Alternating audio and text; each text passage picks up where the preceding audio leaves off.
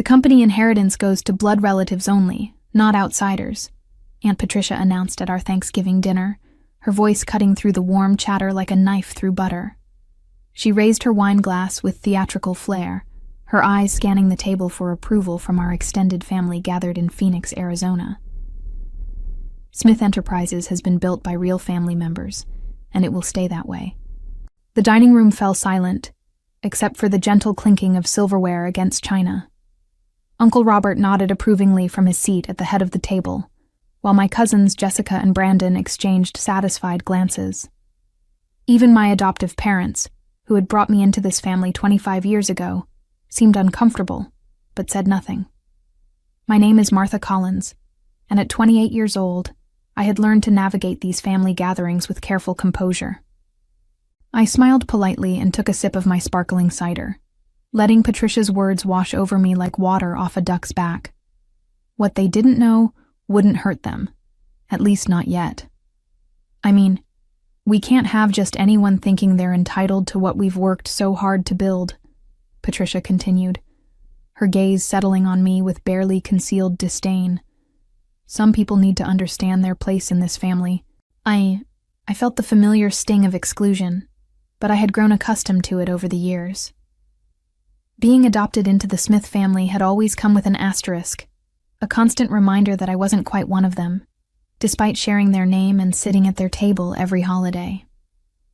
Patricia makes an excellent point, chimed in my cousin Jessica, who worked as marketing director at Smith Enterprises. The company has thrived because we keep it in the family. We understand the business in ways that outsiders simply cannot.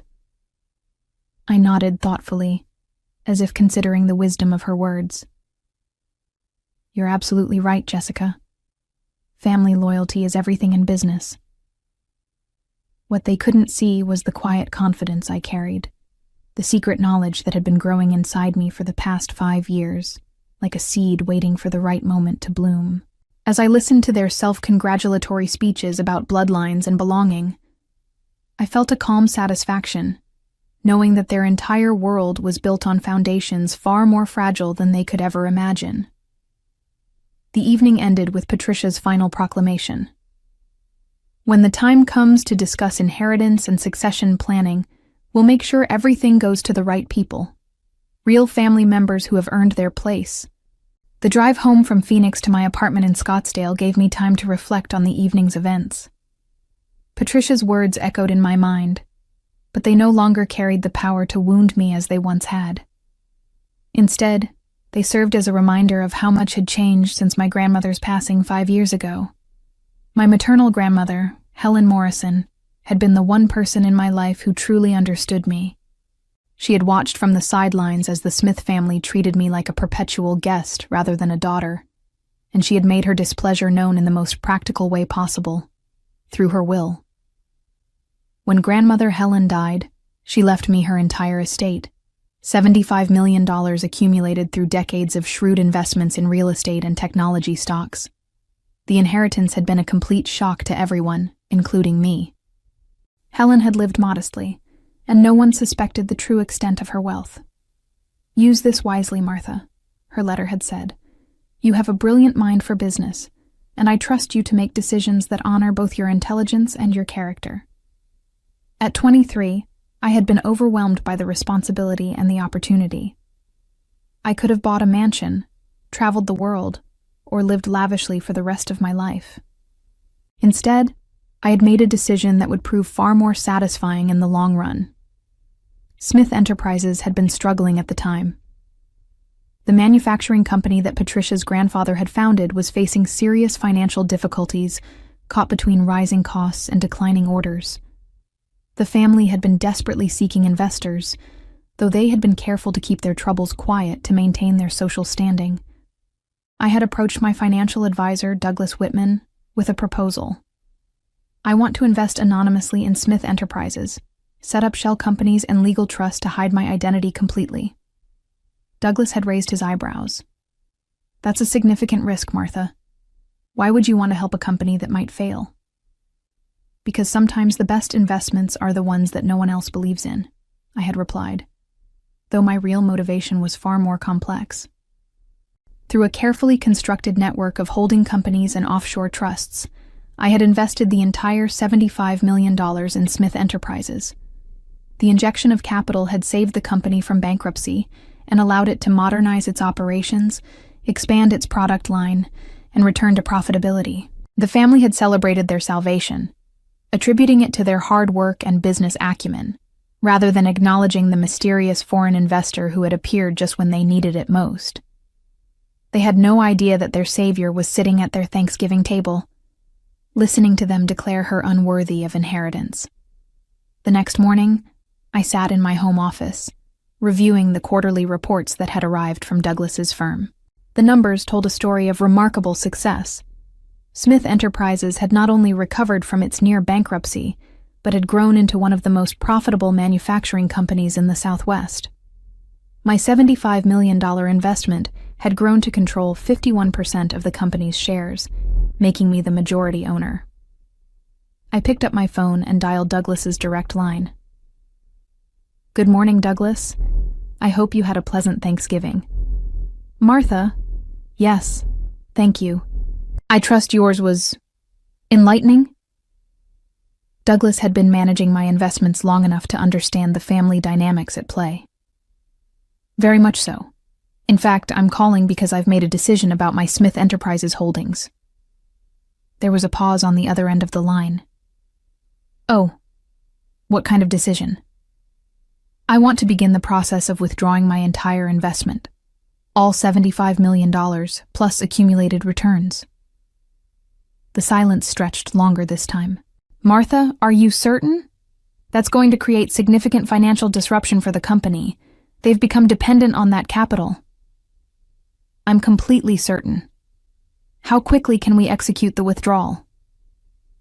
"Given the size of the investment and the legal structures we put in place, I'd estimate 30 to 60 days for a complete liquidation. But Martha, this will likely force the company into bankruptcy. Is that really what you want?" I looked out my office window at the Arizona desert landscape, where saguaro cacti stood tall and resilient, despite the harsh environment. "Sometimes, Douglas, people need to learn that they can't build their success on the backs of people they claim don't belong." "I see. And what would you like me to do with the proceeds once we've liquidated?" "I've been researching competing companies in the manufacturing sector. There's a firm called West Park Industries in Denver that's been looking for investment capital to expand operations. They've built their success on merit-based promotion and inclusive hiring practices. I think my money would be much better invested there." Douglas chuckled softly. "I have to admit, Martha, I've been wondering when you'd decide to make this move. I'll begin preparing the withdrawal documentation immediately." "Thank you, Douglas. And please make sure that when Smith Enterprises receives the withdrawal notice, they understand it's coming from their majority shareholder. I want them to know exactly who's been keeping their company afloat all these years." "Consider it done. I'll draft a letter that makes your ownership position crystal clear." After ending the call, I leaned back in my chair and smiled. Patricia and the family were about to learn a valuable lesson about the difference between being born into privilege and actually earning it. Their comfortable world of assumed inheritance and blood-based entitlement was about to crumble, and this time, I wouldn't be there to catch them when they fell.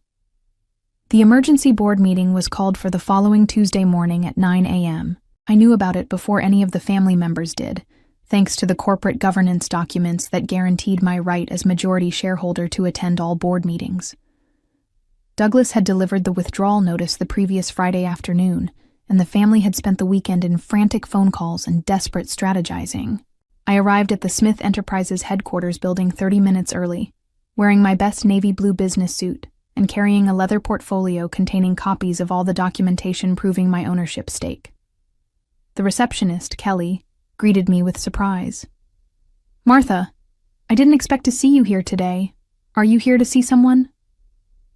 "I'm here for the board meeting," I replied calmly. Kelly's confusion was evident. "But the board meeting is for executives and investors only. I don't think—" "I understand. Could you please let them know that Martha Collins has arrived and is ready to take her seat at the table?" Before Kelly could respond, Patricia burst through the lobby doors, her usually perfect hair disheveled and her face pale with stress. She was followed by Robert, Jessica, and Brandon, all looking like they hadn't slept in days. "Kelly, has anyone from Morrison Holdings called?" Patricia demanded, completely ignoring my presence. "We need to reach their representatives immediately." I cleared my throat. "Actually, Patricia, Morrison Holdings is already here." Patricia whirled around, her eyes wide with desperation. "Martha, what are you talking about? This is a crisis situation. Our biggest investor is pulling out, and we need to find them before the company collapses." "I'm aware of the situation," I said quietly. "You're aware? How could you possibly be aware? This is confidential company business." Patricia's voice rose to a near shriek. Uncle Robert stepped forward, his face flushed with anger and confusion. "Martha, this isn't the time for family games. We're facing bankruptcy because some foreign corporation has decided to destroy our company. We need all hands on deck to save Smith Enterprises." I opened my portfolio and extracted a document bearing the official seal of Morrison Holdings. "Actually, Uncle Robert, I think you'll find this situation more manageable than you imagine." Patricia snatched the document from my hands, her eyes scanning the legal text with growing disbelief. This says Morrison Holdings is... But that's impossible." "What does it say?" Jessica demanded, leaning over her mother's shoulder. Patricia's voice came out as barely a whisper. "It says Morrison Holdings is a subsidiary of Collins Family Trust, which is controlled by..." She looked up at me with horror dawning in her eyes. "Martha Collins." The lobby fell silent, except for the hum of fluorescent lights overhead. Robert's mouth opened and closed like a fish gasping for air. Brandon stared at me as if I had suddenly sprouted wings. Jessica grabbed the document from her mother's trembling hands and read it again, hoping the words would somehow change. "This has to be some kind of mistake," Robert finally managed. "Martha works as an administrative assistant at a nonprofit. She drives a Honda Civic. She lives in a one-bedroom apartment." "2 bedrooms, actually," I corrected gently. "And I prefer to live modestly. It helps people show their true colors when they think you don't have anything they want." Patricia's face had gone from pale to bright red. "You're telling me that you, an adopted nobody, have been our major investor this entire time?" "Majority investor," I clarified. "I own 51% of Smith Enterprises. I have for the past 5 years." The boardroom had never felt smaller than it did that Tuesday morning as I took my seat at the head of the conference table. Patricia, Robert, Jessica, and Brandon sat across from me like defendants awaiting sentencing, while the company's attorney, David Sherman, shuffled through documents with increasingly worried expressions. "This is absolutely impossible," Patricia kept repeating, as if saying it enough times would make it true. "You can't own our company. You don't know anything about business." I opened my portfolio again and spread out 5 years' worth of quarterly reports, financial statements, and strategic recommendations that I had submitted through Douglas's firm. "Actually, Patricia, I think you'll find that I know quite a bit about this business. After all, I've been making the major financial decisions for half a decade." David Sherman looked up from his legal review. "I've verified the documentation. Miss Collins is indeed the majority shareholder of Smith Enterprises through a complex but entirely legal structure of holding companies and trusts." "But where did she get $75 million? Jessica demanded. "She can't possibly have that kind of money." "My grandmother left me her estate when she passed away 5 years ago," I explained. "She had been quite successful with her investments over the years, though she preferred to live quietly."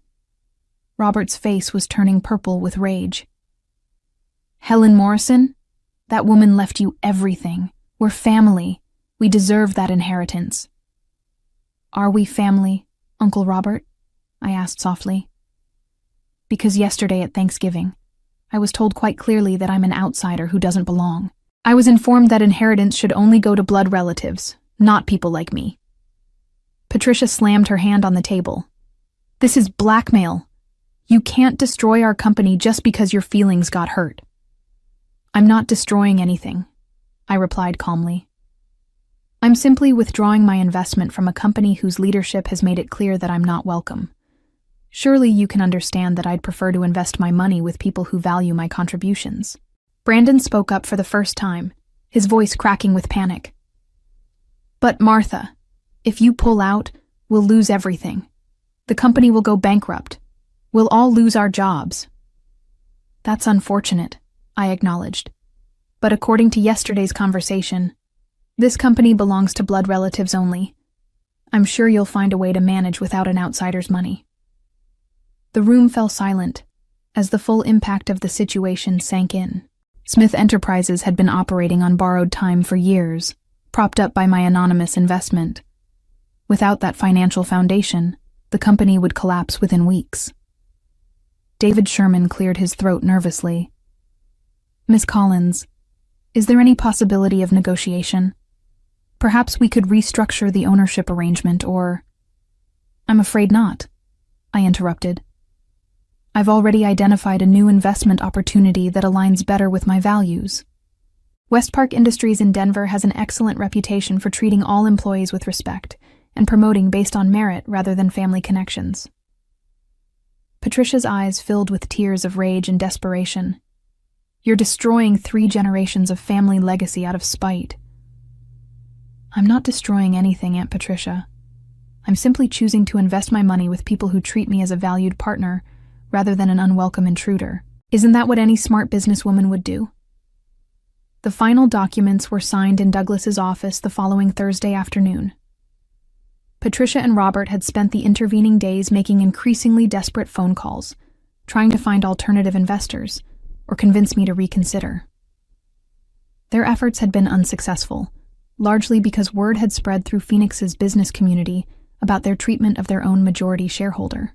No investor wants to work with people who don't even know who owns their company, Douglas had explained to me during one of our phone calls. It suggests a fundamental lack of competence and awareness. As I watched Douglas transfer my shares to West Park Industries, I felt a mixture of satisfaction and sadness. The satisfaction came from finally standing up for myself after years of polite acceptance of their contempt. The sadness came from realizing that my adoptive family had never truly seen me as one of them, despite 25 years of trying to earn their acceptance. The transfer is complete, Douglas announced, handing me a final set of documents. West Park Industries now owns 51% of Smith Enterprises, and you own 20% of West Park Industries. Your net worth has actually increased significantly through this transaction. I smiled at the irony. By trying to exclude me from their family business, Patricia and the others had actually made me wealthier and given me a stake in a much more successful company. My phone buzzed with a text message from Patricia. Please reconsider. We can work something out. Family means everything. I showed the message to Douglas, who shook his head in amazement. After everything they said, they still don't understand what they've lost. They understand perfectly, I replied. They just thought I'd never have the power to do anything about it. That evening, I received a call from James Morrison, the CEO of West Park Industries. His voice was warm and professional as he introduced himself and explained his company's vision for the future. Miss Collins, I want you to know how excited we are to have you as a partner. Your investment will allow us to expand our operations significantly and create hundreds of new jobs. I'm looking forward to working with you, Mr. Morrison. I believe in investing in companies that value all their stakeholders. That's exactly the kind of partnership we want to build. In fact, I'd like to invite you to join our board of directors. Your business acumen and investment experience would be invaluable. After ending the call, I sat in my living room looking out at the Phoenix skyline, thinking about the journey that had brought me to this moment. 5 years ago, I had been a grieving granddaughter who inherited more money than she knew what to do with. Today, I was a successful businesswoman who had learned to value herself enough to walk away from people who didn't appreciate her worth. My phone rang again. This time it was Jessica, her voice barely audible through her tears. Martha, please. Mom's in the hospital. The stress of losing the company gave her a heart attack. Can't you find it in your heart to forgive us? I felt a pang of genuine sympathy for Patricia's medical condition, but I also knew that forgiveness and business were separate matters. I'm sorry to hear about your mother's health, Jessica. I hope she recovers quickly. But my investment decision isn't about forgiveness. It's about choosing to work with people who see me as a valuable partner, rather than an unwelcome burden. The bankruptcy filing for Smith Enterprises made the front page of the Phoenix Business Journal 2 weeks later. The headline read, "Family Manufacturing Dynasty Collapses After Alienating Majority Shareholder." The article detailed how the Smith family had unknowingly driven away their own financial backer through years of dismissive treatment. I read the article over my morning coffee, feeling a complex mixture of vindication and melancholy. The reporter had interviewed several business experts who used the Smith family's downfall as a cautionary tale about the importance of knowing who actually controls your company. "This is one of the most preventable corporate disasters I've seen in 30 years, one analyst was quoted as saying. Basic due diligence would have revealed the ownership structure, but they were so focused on family politics that they ignored fundamental business realities. My phone had been ringing constantly with interview requests from business magazines and television programs. Everyone wanted to hear the story of the adopted daughter who had secretly owned the family company for 5 years. I had declined most of the requests, preferring to let my actions speak for themselves. Douglas called that morning with an update on the final dissolution of Smith Enterprises. "The assets are being liquidated to pay creditors," he reported. "Patricia and Robert will lose their executive salaries, their company cars, and their stock options. The family's financial situation is going to change dramatically." "And the employees?" I asked. "West Park Industries has offered positions to most of the skilled workers. They'll actually be better off in the long run, working for a company with stronger financial foundations and better management practices." I felt relieved knowing that innocent employees wouldn't suffer for their boss's mistakes. 6 months later, I stood in the boardroom of West Park Industries in Denver, presenting my first quarterly report as a board member. The room was filled with people who valued expertise over bloodlines, merit over family connections. James Morrison listened intently to my analysis, taking notes and asking thoughtful questions about market trends and growth opportunities. "Your insights have been invaluable, Martha," he said after my presentation. "The Phoenix manufacturing facility is exceeding all our projections, and your recommendations for operational improvements have increased efficiency by 23%. As I drove back to my new home in Denver, a modest but comfortable house in a neighborhood where people knew me for my work rather than my family history, I reflected on how much my life had changed. I no longer had to endure holiday dinners filled with subtle insults and constant reminders of my outsider status. Instead, I spent my time with colleagues who appreciated my contributions and friends who valued my character over my bank account. My phone buzzed with a message from Patricia. Even months later, she occasionally tried to contact me, alternating between apologies and accusations. This message read, "I hope you're happy now that you've destroyed everything our family built."